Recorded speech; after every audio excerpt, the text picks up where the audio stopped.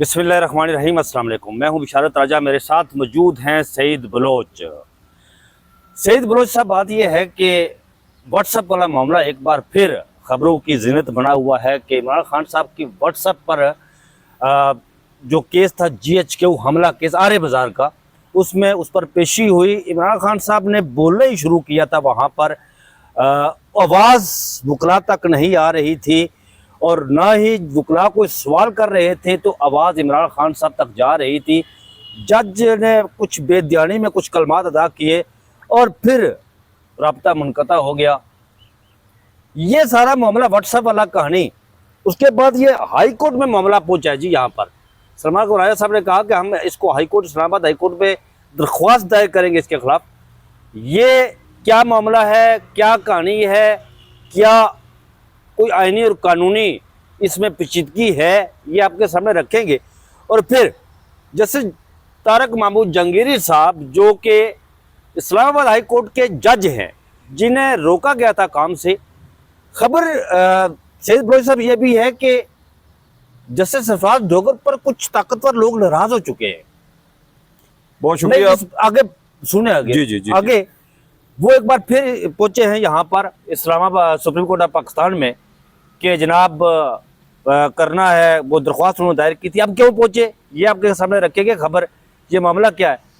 और फिर कल ईमान मजारी वाला भाई, उसे उन्हें भी आज पेशावर हाई कोर्ट ने जमानत दी, राहदारी जमानत 10 कितने अप्रैल 9 अक्टूबर तक जी, 9 अक्टूबर तक, और बड़ा जबरदस्त मुकालमा भी हुआ। हाँ जी, ये क्या सारी कहानी। बहुत शुक्रिया बिशारत राजा साहब। देखें, पहली बात तो यह है कि जस्टिस तारिक महमूद जहांगीरी साहब इस वक्त कुछ ताकतवर इदारों की नाराज़गी मोल ले चुके हैं, और नाराज़गी मोल लेने का ना वैसे एक बड़ा अजीब व गरीब किस्म का। लेकिन हबीब अकरम साहब ने और एक और खबर दी है। क्या? उन्होंने कहा था कि उन्हें ऑफर की गई थी कि हम आपको लाहौर हाई कोर्ट भेज देते हैं और आपकी डिग्री वाला मामला जो है ना वो ख़त्म हो जाएगा। देखें, ये इनको गालबन यहाँ इस्लामाबाद हाई कोर्ट के हवाले से भी ऑफर हुई थी, और चीफ जस्टिस बनाने के हवाले। जी जी, मुझे कम अज़ कम कोई आज से कुछ 4-5 महीने पहले हमें ये खबर मिली थी कि तारिक महमूद जहांगीरी साहब अगले चीफ जस्टिस हो सकते हैं। यानी बल्कि ये उससे भी शायद ज़्यादा टाइम है, क्योंकि उस वक्त आमिर फारूक साहब अभी वो चीफ जस्टिस हाई कोर्ट थे। यानी ये जनवरी के आखिर में या फरवरी के शुरू की शायद बात होगी। तो उस वक्त पता ये खबर उड़ती उड़ती हम तक पहुंची जी कि तारिक महमूद जहांगीरी साहब नए chief justice Islamabad high court हो सकते हैं। हालांकि उस वक्त भी उनका डिग्री वाला मामला चल रहा था। अब सवाल यह है कि पाकिस्तान को क्यों कहा जाता है कि पाकिस्तान एक केला जमहूरियत है, बनाना रिपब्लिक। हमें अगर हम अपने जो रियासती मामलात है उनके ऊपर जरा नजर, केला जमहूरियत से आप आगे चले जाएं, अब आलू जमहूरियत, आलू कह लें, कद्दू कह लें, जो मर्जी कह लें। तो अब देखें कि तारिक महमूद जहांगीरी साहब की डिग्री है गलबन 1989 या 91 की। इसी ठीक है, तकरीबन कोई 35-36 साल पुरानी डिग्री है। तारिक महमूद जहांगीरी साहब ने वो वकील बने, उन्होंने वकालत की डिग्री ली, उसके बाद उन्होंने अपनी वकालत शुरू की, प्रैक्टिस शुरू की। वो मुतलका बार एसोसिएशन और बार काउंसिल के मेंबर बने, रुकन बने, सुप्रीम कोर्ट बार के प्रेसिडेंट भी रहे जी। और उसके बाद आप देखें कि वो हाई कोर्ट बार के वो रुकन मेंबर बने, फिर सुप्रीम कोर्ट बार के मेंबर बने, पाकिस्तान बार काउंसिल के मेंबर बने, लाइसेंस उनको वकालत के मिले, प्रैक्टिस वो करते रहे। उसके अलावा वो एडवोकेट जनरल इस्लामाबाद रहे, इसके अलावा नैब प्रोसिक्यूटर रहे, गालबन अटार्नी जनरल ऑफिस से भी वो मुंसलिक रहे, डिप्टी अटार्नी जनरल भी रहे, और फिर दीगर सरकारी ओहदों के ऊपर भी। सबसे बढ़कर उन्होंने असल इकबाल को इस्लामाबाद हाई कोर्ट में नारोवाल कॉम्प्लेक्स वाले मामले में बरियत दिलवाई थी। ठीक है, उसके बाद जनाब ये बने इस्लामाबाद हाई कोर्ट के एडिशनल जज। अच्छा, जब एडिशनल जज बने उस वक्त तक भी हमारे इदारे सोए हुए थे, किसी को ये पता नहीं था कि जज बनता है ना उसकी डिग्री, वहां पर ISI के लोग भी बैठे होते हैं। जी जी, ये जब ये प्रोसेस ये होता है कि जब आप जुडिशल कमीशन के जरिए जज तैनात होने लगते हैं तो जुडिशल कमीशन के इजलास में वो सारी रिपोर्ट जो मुतल्लिका वकील के हवाले से होती हैं, वो सारी तहकीकाती रिपोर्ट, पड़ताल, सिक्योरिटी क्लियरेंस, ये सारी मौसूल होती हैं और फिर वो जुडिशल कमीशन के सामने रखी जाती हैं। इस्लामाबाद हाई कोर्ट में एक वकील साहब की तैनाती होना थी, जब उनका नाम था एवाज जोहरी, बलूचिस्तान से उनका ताल्लुक था। एवाज जोहरी साहब के नाम जस्टिस अतर मिनल्ला साहब उस वक्त इस्लामाबाद हाई कोर्ट के चीफ जस्टिस थे। ये गालिबन 2020-21 की शायद बात है। तो उनका नाम आया जुडिशल कमीशन के लिए, रिकमेंड किया अतर मिन अल्लाह साहब ने, लेकिन बाद में एवाज जोहरी साहब को सिक्योरिटी क्लियरेंस ना मिली हसास इदारों की जानिब से, और उनका नाम जुडिशल कमीशन की जानिब से वापस वो ले लिया गया अतर मिन अल्लाह साहब। मतलब कि ये एडिशनल जज के तौर पर इनका नाम जो है वो ज़ेरे गौर ना लाया जाए। तो जस्टिस तारिक महमूद जहांगीरी साहब का जब नाम आया तो लाजमी बात है कि हसास इदारों ने उनकी स्क्रूटनी की होगी, जांच पड़ताल की होगी, उनके बतौर वकील मुकदमात का रिकॉर्ड जुडिशल कमीशन के सामने आया, उनकी डिग्री की तफसीलात सारी सामने आई होंगी, हसास इदारों ने ये सारी तफसीलात इकट्ठी की होंगी, वेरीफाई की होंगी कि इनकी डिग्री जाली तो नहीं है, कोई मिसकंडक्ट तो नहीं है, कहीं ये मुजरिमाना सरगर्मियों में मुलविस तो नहीं है, वगैरह वगैरह। फिर ये भी देखें कि जब आप high court bar, supreme court bar या पाकिस्तान बार के मेंबर बनते हैं तो वहाँ पर भी डिग्रियों की जांच पड़ताल होती है। फिर आप सरकारी ओहदों पर रहे हैं, नैब प्रोसिक्यूटर रहे हैं, वहाँ पर भी किसी किस्म की कोई जांच पड़ताल नहीं हुई। आज तक किसी शख्स ने इस बारे में किसी जगह पर ये एतराज़ तक नहीं किया कि तारिक महमूद जहांगीरी साहब की डिग्री फेक है, जेली है या 2 नंबर तरीके से तैयार की गई है। लेकिन जिस रोज़ मई के महीने में इस्लामाबाद हाई कोर्ट के इन जज साहबान ने ISI की मदाखलत मानने से इनकार उससे किया। पहले टेरियान केस का फैसला दिया जी था जी, इन्होंने। टेरियान केस के साथ ये जुड़ा हुआ है ना, टेरियान केस के साथ, उससे भी बल्कि थोड़ा सा पीछे चले जाएं, जब मार्च 2023 में टेरियान वाइट केस की समाअत हो रही थी तो उस वक्त जजेस को, हाई कोर्ट के जजेस को अप्रोच करने का सिलसिला शुरू हो चुका था। 10 मई 2023 को जस्टिस मियां गुल हसन औरंगजेब साहब का पहला खत मंजर आम पर आया था। फिर उसके बाद इस्लामाबाद हाई कोर्ट के 6 जजेस ने उस वक्त के चीफ जस्टिस उमर अता बंदियाल साहब को एक खत लिखा था। उसके बाद 18 मई 2023 को यहाँ बंदियाल साहब के साथ मुलाकात हुई। उस मुलाकात में जस्टिस इजाजुल हसन साहब भी शामिल थे। जब इन जजेस की बंदियाल साहब के साथ मुलाकात हो गई और यही सारे तहफ़्फ़ुज़ात इन्होंने बताए जिसमें जहांगीरी साहब भी शामिल थे, तो उस वक्त जब ये रुखसत होने लगे ना, तो ज़राए कहते हैं कि जस्टिस इजाजुल हसन साहब ने इन जजेस को कहा कि आप आने वाले चीफ जस्टिस, मुस्तकबिल के चीफ जस्टिस काजी फैज़ ईसा के साथ भी मुलाकात कर लें। फिर इन 6 जजेस ने काजी फैज़ ईसा के साथ भी उसी रोज़ इसी सुप्रीम कोर्ट के अंदर उनके चैम्बर में मुलाकात की और उनके सामने भी सारी मामलात रखे।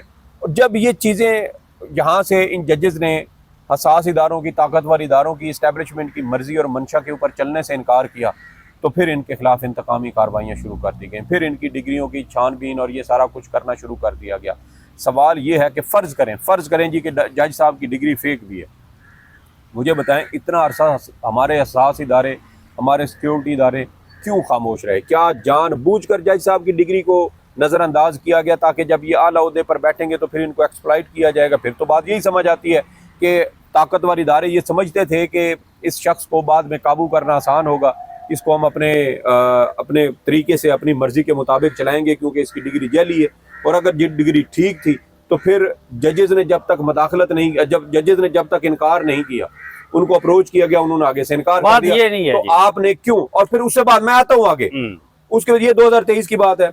2024 में जो जहां पर हुआ ना, एक नाकाबिले मुआफी जुर्म बना, वो बना जब जस्टिस तारिक महमूद जहांगीरी साहब ने इस्लामाबाद के 3 हलके खोलने की बात की थी। और उन्होंने ना सिर्फ मुस्लिम लीग नून समेत तमाम उम्मीदवारों से बयान हल्फी मांगे, बल्कि उन्होंने इलेक्शन कमीशन के तैनात करदा जो रिटर्निंग अफसरान थे उनसे भी बयान हल्फी मांगे। और उस वक्त जज साहब ने यह भी कहा था बतौर इलेक्शन ट्रिब्यूनल कि अगर कोई उम्मीदवार 445 जेन्युइन मांगा, उन्होंने कहा कि हम इसको फराजा करवाएंगे, दुनिया से जहां मर्जी करवाना पड़े। उन्होंने ये कहा था कि अगर तो किसी ने, उम्मीदवार ने या रिटर्निंग ऑफिसर ने जेली बयान हल्फी जमा करवाया तो उनके खिलाफ उनको हम जेल में डालेंगे। और साथ उन्होंने कहा कि इन फार्म 45 की अगर हमें तस्दीक करवानी पड़ी तो हम गैर मुल्की फोरेंसिक एजेंसी से इसकी तस्दीक भी करवाएंगे, बैरून मुल्क भिजवाएंगे कि ये टेम्पर्ड तो नहीं है।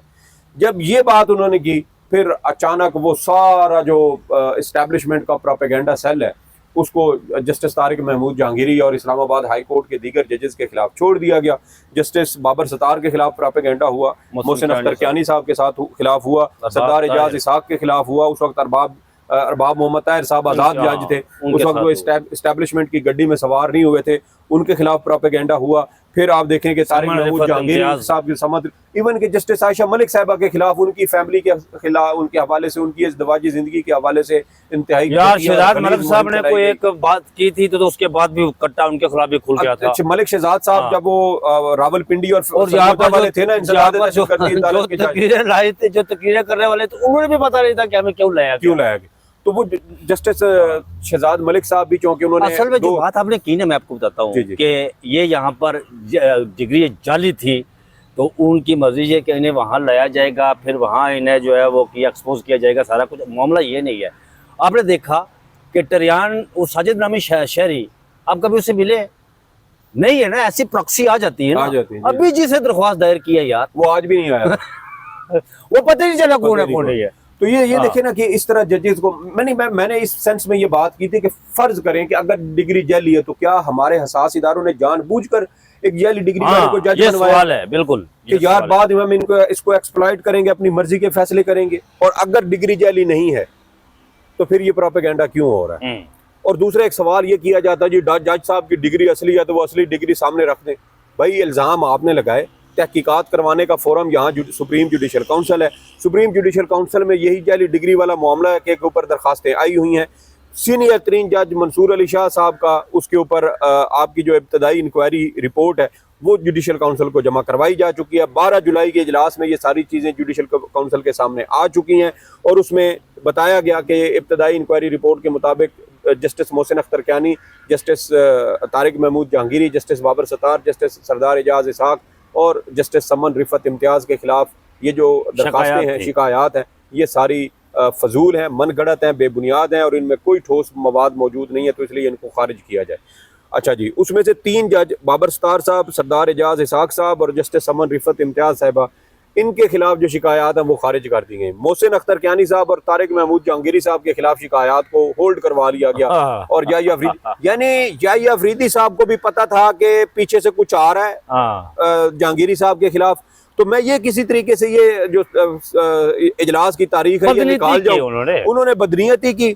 वो भी बज़ाहिर यही लगता है कि वो एस्टेब्लिशमेंट का डंडा वो भी पकड़ चुके हैं, उनकी गड्डी के पीछे पीछे भाग रहे हैं। क्या यार, ये जब वो चीफ जस्टिस बने थे तो उसी वक्त लग रहा है। जी। तो अब देखिए ना, पकड़ कर बने थे ना। हाँ जी, तो अब देखें कि आपने जानबूझकर उस मामले को मौखिर करवाया ताकि बाद में जहांगीरी साहब के खिलाफ सिंध हाई कोर्ट से या इस्लामाबाद हाई कोर्ट से कोई मटीरियल आ जाएगा, फैसला ऑर्डर आ जाएगा, तो उसकी बुनियाद पर फिर हम कहेंगे कि अच्छा जी ये अब आ गया तो जरा इसको दोबारा से करते हैं। तो ये इसका मतलब है कि आप बदनीयती और बददियानती पर मबनी ये सारे फैसले कर रहे हैं। आप अंदाजा करें कि कितने बड़े बड़े ओहदों के ऊपर किस तरह की छोटी जहनीत और छोटी सोच रखने वाले लोग बैठे हुए हैं। तो ये अब देखें ना कि कद्दू रिपब्लिक है, शुरू से लेके आखिर तक सब कुछ होता रहा, लेकिन एक इनकार किया तो डिग्री जाली हो गई। और अगर इनकार ना करते तो सारी जिंदगी राजा साहब ये डिग्री असली नाज़रीन को ये भी बता दें कि जैसे तारिक जहांगीरी साहब ने अर्ली हियरिंग की दरख्वास्त डाली है जी, कि जो दरख्वास्त की है उसे 26 सितंबर से पहले सुना जाए। 26 ये सुनने में आया कि वो आईनी बेंच के सामने किस तरह लगेगा यार? ये देखें, ये कोरंटो दरख्वास्त एप्लीकेशन है। जी, ये अभी इसी यही कंफ्यूजन पड़ी हुई है मेरे ख्याल में। मुझे तो ये भी लगता है कि शायद याही अफरीदी साहब आईनी बेंच पे फेंक रहे होंगे और आईनी बेंच कह रहा होगा नहीं तुसी आप पे सुनो, साडा काम नहीं है। आईनी बेंच वाले तो मिन्नतें कर रहे हैं यार, कल जो फैसला दिया उसमें तो देखें वो तो मिन्नत कर रहे हैं ना, कि कह रहे हैं कि अल्लाह का वास्ता है, हाथ जोड़ रहे हैं, आपने मखसूस नशिस्तों वाले फैसले पर अमल दरामद नहीं किया, लेकिन हम आपके हक में फैसला दे रहे हैं, तो जैसे हमने आपका एहतराम किया है उसी तरह आप हमारा भी एहतराम, हमारी भी इज्जत करें। यार अंदाजा करें, ये सुप्रीम कोर्ट ऑफ पाकिस्तान। आगे बढ़ते हैं बलोच साहब, तारिक जहांगीरी साहब की दरख्वास्त पर देखते हैं क्या होता है। अर्ली हियरिंग की शायद इस हफ्ते लग जाए। ये जो व्हाट्सएप वाला मामला है, GHQ हमला केस वाला, ये कोई अजीबोगरीब केस अजीबोगरीब मामले की तरफ जा रहा है यार। देखिए व्हाट्सएप वाले मामले पर हमने सबसे पहले ये बात की थी कि आपको ये भी थोड़ा सा, मैं पहले आपको ये भी पता है कि इमरान खान साहब यहाँ पर जब वीडियो लेके ये पेश हुए थे, तो खान साहब जब पेश हुए तो खान साहब ने यहाँ पे कानून पढ़ाना शुरू कर दिया था। नहीं, उन्होंने तो जस्टिस जमाल मंदोखेल और काजी फैजी से समेत पूरे बेंच को कहा था, देखिए उम्र में तो आप मुझसे छोटे हैं, मैं आपसे उम्र में बड़ा हूँ, ठीक है। तो इमरान खान साहब ने फिर इनको भी अच्छी, मसला ये है, हमने सबसे पहले यही बात की थी कि इमरान खान साहब को नजरबंद करने की दोबारा कोशिश हो रही है। उनकी मुलाकातों पर पाबंदी लगाने की कोशिश हो रही है। Absolutely. और ये व्हाट्सएप के जरिए वीडियो लिंक बना देना, हालांकि वीडियो लिंक हमने पिछली भी पहले कल भी शायद एक वीडियो की थी, और उसमें भी हमने कहा था कि वीडियो लिंक के हवाले से जो एक प्रोटोकॉल्स हैं उसके अंदर व्हाट्सएप नहीं आता, और यही एतराज पाकिस्तान तहरीक इंसाफ का है। और आज भी आप देखें कि आज की जो समाअत हुई है उसमें इमरान खान साहब को वीडियो लिंक पर लिया गया, लेकिन कोई उन्होंने 2-4 कानूनी बातें की, तो उसके बाद तो ना बुकला की आवाज उधर जा रही थी, ना उनकी आ रही थी, ना उनकी तस्वीर और शक्ल आ रही थी। तो उस पर फिर बैरिस्टर सलमान अकरम राजा और फैसल मलिक उन्होंने इसके ऊपर एतराज कर दिया और बायकॉट कर दिया। जज साहब के सामने बार बार इस बात का तज़किरा किया गया कि वीडियो लिंक जो है वो व्हाट्सएप वीडियो लिंक के अंदर नहीं आता। वीडियो लिंक के जो प्रोटोकॉल्स हैं उसके मुताबिक या तो आप जूम के ऊपर ले लें या उनको स्काइप के ऊपर पहले लिया जाता था जैसे सुप्रीम कोर्ट ऑफ पाकिस्तान में होता था, लेकिन जज साहब व्हाट्सएप के ऊपर ले लेते हैं और उसमें भी फिर देखें कि उधर बहाने यही किए जाते हैं। अब ये जो इसमें व्हाट्सएप के ज़रिए सारी ये समाअत करने का मकसद यही है कि इमरान खान और उनकी जो वकला टीम है और उनकी अहल खाना है उनकी मुलाकात नहीं करवाई जाएगी। आज भी देखें वो बार बार कहते रहे कि हमारी मुलाकात करवाएं, हमें उनसे बात करनी है, मशवरा लेना है, हिदायत लेनी है, लेकिन वो बात उनकी नहीं सुनी गई और कहा गया कि अगर आपको मौजूदा अदालती कार्रवाई के ऊपर किसी किस्म का एतराज़ है तो आप हाई कोर्ट चले जाएं। वैसे राजा साहब ने कहा हाई कोर्ट में जाएंगे, चैलेंज करें, आगे बैठे हुए सरफराज ढोकर साहब तो वही इमरान खान साहब वाली बात थर्ड अंपायर, तो फिर क्या होगा? देखिए उसमें मेरे ख्याल में पाकिस्तान तहरीक इंसाफ को भी थोड़ा सा ना दानिशमंदी का मुजाहरा करना चाहिए। आपने एक मुद्दा उठाया, अदालत के रिकॉर्ड के ऊपर वो चीज़ आ गई, उसके बाद अगर अदालत उस चीज़ को फॉलो नहीं करती तो आप आगे चलें। आई थिंक सो मैं जो मेरी अंडरस्टैंडिंग है ना सईद बलोच साहब को, मेरी अंडरस्टैंडिंग ये है कि आपको पता है कि साइफर केस में जब फैसला दिया गया था तो वो कौंसिल खुद खड़ी करके तो उन्होंने फैसला दे दिया था, लेकिन उसका अल्टीमेटली फायदा इमरान खान। तो इसलिए यहाँ पर भी आपको याद है जब 16 दिसंबर 2023 को समाअत हुई थी, जस्टिस सरदार तारिक मसूद की सरबराही में 3 रुकनी बेंच था, तो उस वक्त सरदार तारिक मसूद साहब ने भी सलमान सफदर साहब को समझाया था कि सलमान सफदर साहब जो दिफा के होते हैं ना वकील, उनकी ये कोशिश होती है कि अगर कोई गलती या खामी ट्रायल में से निकल भी आए तो वो उसको छुपाएं, उसको उछाले नहीं, उसको हाईलाइट ना करें, ताकि उस गलती का जो फायदा है वो आप अपील के फोरम में हाई कोर्ट में जाके लें। और वैसा ही हुआ, देखिए, और उसी तरह हुआ। और अभी भी जो खामियां आ रही हैं, आपने निशानदेही की, वेल एंड गुड, अदालत उसके ऊपर अमल नहीं कर रही है तो वो एक अलग कहानी है, वो आप चलने दें। और आपको ये भी पता है कि हर सूरत इमरान खान साहब को सजा भी होनी है। आप दुनिया क्या, आप अमेरिका का सबसे काबिल तरीन वकील लेके आ जाएं तब भी ये सजाएं होनी है, कोई आप कुछ नहीं कर सकते, और वो सजाएं उसी तरह वो दे रहे हैं। तो इसलिए चीज़ें पिन पॉइंट करते रहें, गलतियां पिन पॉइंट करते रहें, अदालती रिकॉर्ड के ऊपर ये सारी चीज़ें लाते रहें, और उसके बाद जब अब सज़ा होगी इमरान खान को और अपील के फोरम पर जाएंगी तो यही सारी गलतियां, खामियां, नकाइस ये आपको इमरान खान साहब के ट्रायल में फ़ायदा देंगी। हमें ये पता है कि ट्रायल कोर्ट के अंदर, या ट्रायल कोर्ट को छोड़ें, जब सुप्रीम कोर्ट और हाई कोर्ट मैनेज हो चुकी हैं, जहां मुनीब फारूक को पता चल गया था 26 फरवरी 2025 को कि फौजी अदालतों वाले केस में फैसला क्या आएगा, और उसने कहा कि 9 मई वाकयात को बुनियाद बनाया जाएगा, और सुप्रीम कोर्ट ने जो मुख्तसर फैसला जारी किया था उसका दूसरा पैराग्राफ पढ़ें, वो शुरू ही वहीं से हो रहा है कि अटॉर्नी जनरल ने ये बात की, वो सारा 9 मई के ट्रायल और पूरे पंजाब के अंदर कितने हमले हुए, कहाँ हमले हुए, और वो सारी चीज़ों को उसी तरह मिनोआन उसके अंदर शामिल कर दिया गया। यानी हुकूमत के मौके की बुनियाद पर अदालती फैसले जारी हो रहे हैं, और ये बात मुनीब फारूक ने 26 फरवरी 2025 को बता दी थी। तो जब सुप्रीम कोर्ट के फैसले एक्सपोज हो रहे हैं, रात को आप देखें कि वो चौधरी जावेद पंसारी साहब ने जो इमरान खान का तोशाखाना 2 केस है उसकी सजा भी बता दिया कि उनको मुमकिन तौर पर 10 साल की सजा होने बिल्कुल। अच्छा, आगे बढ़ते हैं यार, क्योंकि वो दवाइयों के इश्तिहार देते हैं, इस वजह से आपने पंसारी कहा है, मुझे पता है।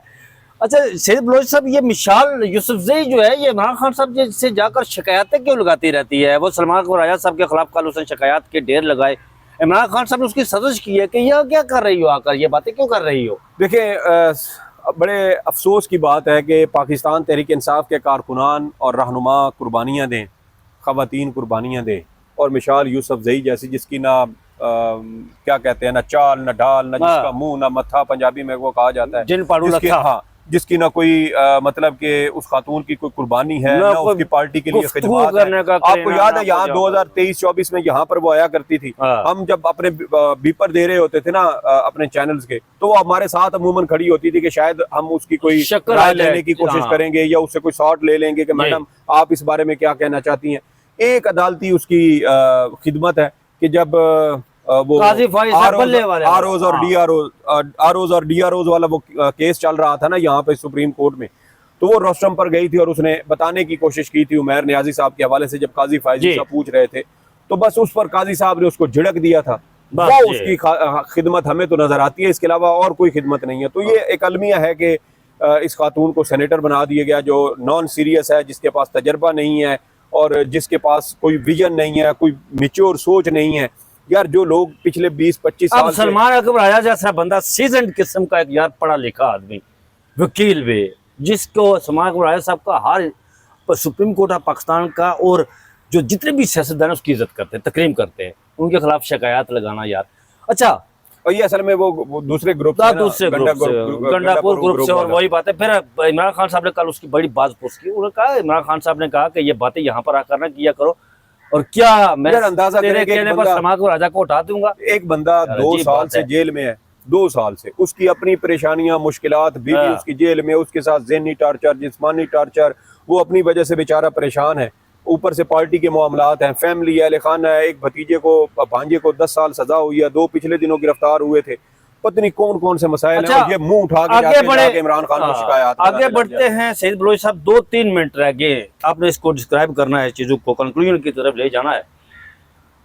एक टाउट ने इमाम मजारी एडवोकेट और हादी अली चट्टा जो उनके शोहर हैं, उनके खिलाफ यहाँ पर FIR करवा दी थी, और पेशावर हाई कोर्ट से जाकर उन्होंने राहदारी जमानत ली 9 अक्टूबर तक, और बड़ा जबरदस्त मुकालमा हुआ। उन्होंने उनसे पूछा कि आप यहाँ पहली बार आई है, इमाम मजारी से उन्होंने कुछ पूछा, जी मैं पहली बार, चीफ जस्टिस अतीक शाह से मुकालमा, उन्होंने कहा कि मैं पहली बार आई हूँ।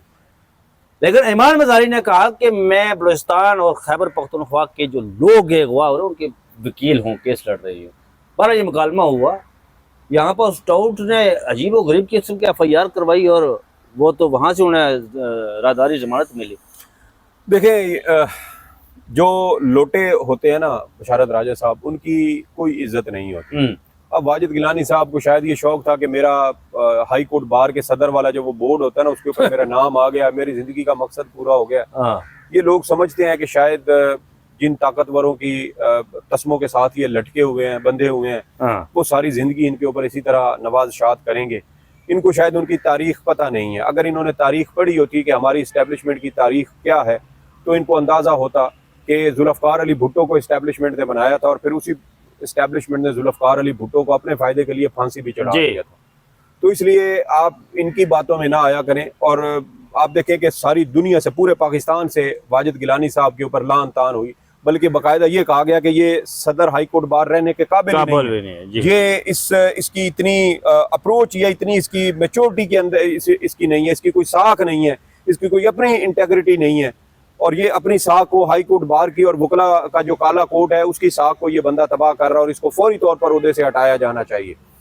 तो फिर जो पहले दहशतगर्दी वाला मामला चल रहा था, उसमें वो बहुत फुर्तियां दिखा रहे थे, बाद में फिर वो कहा जी कि हम इसको हाई कोर्ट बार की सतह पर इसके खिलाफ कार्रवाई करेंगे, कमेटी बना दी और सब कुछ। और भाई यही कर रहा था तो आप पहले कर लेते दहशतगर्दी का मुकदमा। देखें, आप जब भी अपने जाती इख्तलाफ की वजह से एक वकला तंजीम को का जो फोरम है ना वो इस्तेमाल करते हैं, तो अल्टीमेटली उसका नुकसान आपको पूरी बिरादरी को होता है, आपकी उस बार एसोसिएशन को होता है, क्योंकि आप एक नया दरवाजा। इमरान खान के नाम पर बंदे ने वोट लिए यार, उस दिन तो वकला यही पूछ रहे थे, और इस बंदे ने इंतजार पंजूता को मुक्के मारे, और उसका उनका देखे कि मुक्के उन्होंने खाए और उल्टा मुकदमा भी इसने छुरियां निकलवाई और असले के इल्जाम। तो ये देखें, ये भूंडापन है। आपने एक वोट लिया इमरान खान के नाम पर, और आपको ये बात भी गवारा नहीं होती कि आपका वोटर आपसे पूछ क्यों रहा है। भाई आप क्या इस धरती के बादशाह हैं? क्या आप पूरी दुनिया का वर्ल्ड ऑर्डर चलाते हैं कि आपसे किसी किस्म का कोई सवाल नहीं हो सकता? एक छोटी सी एक हाई कोर्ट है जो 25-26 किलोमीटर का टोटल उसका दायरा इख्तियार बनता है, उस हाई कोर्ट बार के एक ओहदेदार हैं यहाँ पर, वो भी सिर्फ 1 साल के लिए, और अकड़ आपके अंदर इतनी है जैसे पता नहीं आपने फरवरी में या अपने साथ ही आपने ये कब्र में इसका सारा ओहदा वो लेके जाना है। ये सारी चीजें यहीं रह जाएंगी। जमानत मिल गई है उनको, वहां से भी आकर मुकदमा लड़ेंगे।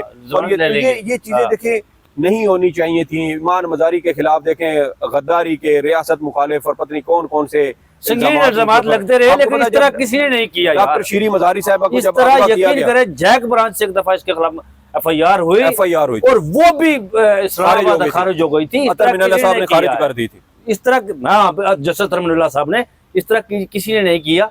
और इसी मुद्दे को लेकर जस्टिस सरफराज डोगर साहब की बड़ी बात पुरस हुई है नाज़रीन के ये ईमान मजारी वाला मामला जो है, उन्होंने कहा कि यार हम मिसहैंडल किया, हमने आपको यहाँ लाया, जिस तरह भी लाया, ये दारू ने उनसे ये बातचीत की है, उनके साथ मुकालमा हुआ। वैसे मुझे चांसेस कम ही लग रहे हैं वैसे। लेकिन मुझे ये खबर है जो मैं आपको दे रहा हूँ, ये कल मुझे बताया गया। डोगर साहब से और कोई खुश हो ना हो, कम अज कम ये तो बात है। बहरहाल नाज़रीन, ये आम खबरें थी जो हमने आपके सामने रखी हैं।